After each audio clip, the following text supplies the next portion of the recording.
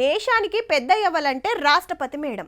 ఏలువడి నడిపించేది ప్రధాని సారైనా సర్కార్ తీసుకునే అన్ని నిర్ణయాలను ఓకే చేయాల్సింది, ఫైళ్ల మీద సంతకాలు పెట్టి కొత్త చట్టాలు పాస్ చేయాల్సిందైతే రాష్ట్రపతి మేడమే.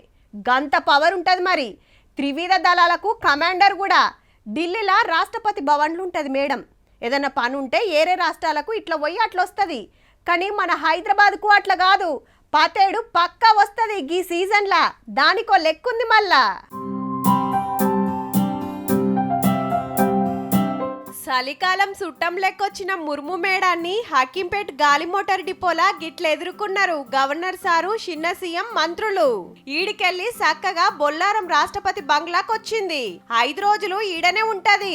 ఎల్లుండి రామోజీ ఫిలిం సిటీలా పబ్లిక్ సర్వీస్ కమిషనర్ల మీటింగ్. శనివారం నాడు గచ్చిబౌలి శాంతి సరోవర్ల బ్రహ్మకుమారిల మీటింగ్ అరుసుకుంటది. ఐతారం నాడు రాష్ట్రపతి బంగ్లాల హెడ్ హోం కార్యం. అన్ని పార్టీల లీడర్లకు షాయి దావత్ ఇచ్చి సోమవారం మళ్ళా ఢిల్లీకి వెళ్ళిపోతుందన్నట్టు. పతేడు చలికాలంలో రాష్ట్రపతి హైదరాబాద్ కొచ్చి 4 ఒద్దులు ఉండిపోవుడు వెనకట్కెళ్ళి నడుస్తుంది. మేడం వెళ్ళిపోగానే బంగ్లాను చూస్తానికి పబ్లిక్ కు పర్మిషన్